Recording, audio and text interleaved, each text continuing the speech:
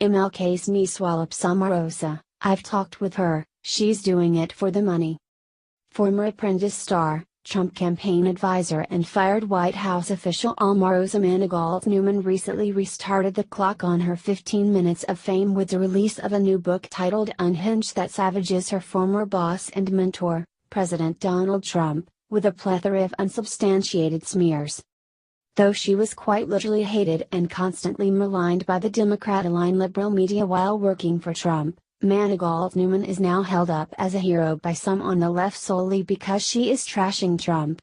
But one can't help but wonder if the left would still unquestioningly accept the allegations put forward by Manigault-Newman if it turned out that she was only using the allegations to seek more attention and money. That is a very real conundrum for Democrats and the media at large, and one that Dr. Alveda King, niece of the late Reverend Martin Luther King Jr., is praying hard about, as revealed in a piece she wrote for Newsmax. King described how she had met personally with Manigault-Newman on a handful of occasions, at the White House, in the Rose Garden and during a tour with the president of the African American Museum in Alabama. At no time, on any of these occasions, did Omarosa express any of the concerns we are hearing about now, wrote King. To the contrary, it's such a shame that we live in a society where someone would be comfortable writing things like what she is doing for money. It is sad and so troubling that many have shunned Omarosa for having a long-term business relationship as well as a friendship with POTUS to such an extent that she is now so desperate that she's willing to tell lies for money and to seek the good graces of whoever is willing to buy into these allegations, she continued. It's so bad to see how far she's fallen that it's useless to even say anything negative against her. It is better to wish her the best and hope that as history continues to write itself, we will all learn the truth, King stated. It's undeniable that President Trump has done his best with her and other business associates, putting confidence into them to make opportunities for all to flourish.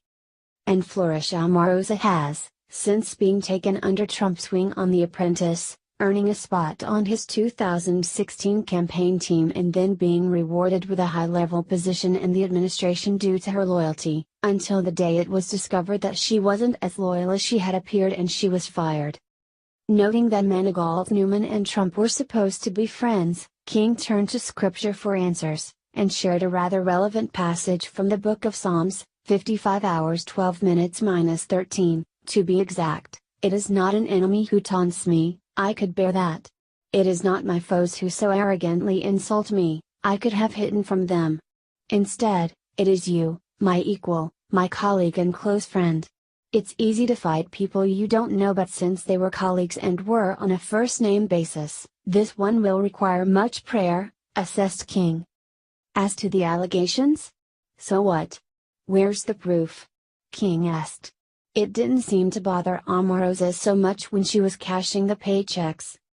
No matter the outside pressure, she could have walked away any time.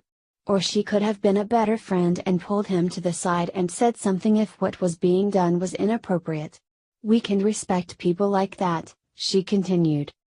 In the end, King noted that despite the slings and arrows Trump has received from his enemies, and now supposed friends who have become enemies, he is nevertheless proceeding to make good on his many campaign promises, which King took a moment to highlight, such as jobs, the improved economy, historically low unemployment rates, increased protections for babies and children inside and outside the womb, as well as the prospect for long overdue prison and justice system reform measures. King closed her piece by noting that prayer has also been allowed to make a return to the public square, and urged her readers and fellow Trump supporters to hold the nation and presidency up in prayer, as both America and Trump could use the support. What King wrote about Manigault-Newman is particularly hard-hitting, especially the parts about these smears of the president only emerging once the paychecks stopped trolling in, as well as the assessment that she is only going public with such allegations now to garner more attention and money from those who would give it to her. While Manigault-Newman's actual motivations behind her allegations are as yet unclear, King's assessment is likely not too far off and is shared by a lot of people on all sides of the ideological divide. Whether the media and Trump-hating liberals take that into consideration as they continue to shower her